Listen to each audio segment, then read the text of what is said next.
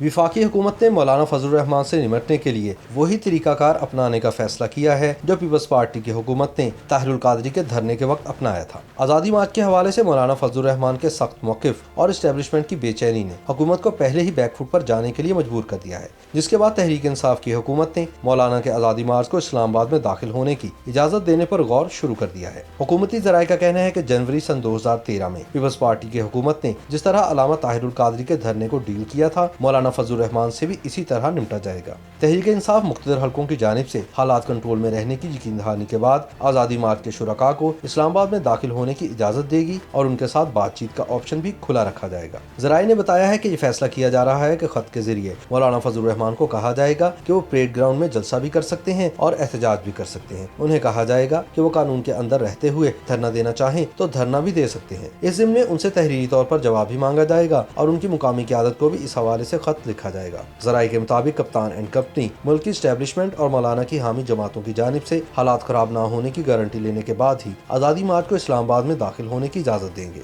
यानी मौलाना फजल रहमान को मामला तय होने के बाद ही इस्लामाबाद आने की इजाज़त दी जाएगी और अहम हुकूमती ज़िम्मेदारान इस हवाले से मुकम्मल तौर पर आगाह रहेंगे। हुकूमती ज़राए का कहना है कि तहरीक इंसाफ हुकूमत की जानिब से मौलाना फजल रहमान के धरने के शुरका की मुमकिन तादाद और तवालत के हवाले से भी रिपोर्ट्स हासिल की गई हैं। ज़राए ने तस्दीक की है कि मौलाना फजल रहमान के करीबी साथियों और पाकिस्तान तहरीक इंसाफ के कुछ रहनुमाओं और अहम ज़िम्मेदारान के दरमियान 2 मरतबा राब्ता हो चुका है। इस हवाले से अहम पेशरफ्त भी हुई है। ज़राए के मुताबिक फजल रहमान के हुकूमत खत्म करने, वज़ीर आज़म के इस्तीफ़े और नए इंतखाबात जैसे मुतालबात में से कोई मुतालबा भी नहीं माना जाएगा। अलबत्ता कुछ मामला जो आईने पाकिस्तान के तहत तस्लीम किए जा सकते हैं, उनके हवाले से यकीन दहानी करवा कर मौलाना को वापसी का महफूज रास्ता दिया जाएगा। ज़राए के मुताबिक मौलाना फजल रहमान के हवाले से 24 अक्टूबर तक सब कुछ वाज़ेह हो जाएगा और अगर मौलाना फजल रहमान उस वक्त तक राजी न हुए और उनके मुज़ाकरात कामयाब नहीं होते तो फिर हुकूमत प्लान बी पर अमल करेगी। तजियाकारों का कहना है कि मौलाना और उनके इत्तेहादियों की जानिब से हुकूमत के खिलाफ सख्त मौक़िफ़ की वजह से तहरीक इंसाफ प्रेशर में आकर बैकफुट पर चली गई है। तहरीक इंसाफ हुकूमत की पूरी कोशिश है कि किसी तरह मौलाना के साथ मामला तय पा जाए, वरना अफरा तफरी की सूरत में ना तो अपोजिशन के हाथ कुछ आएगा और ना ही तहरीक इंसाफ इक़्तिदार पर कब्जा कायम रख सकेगी।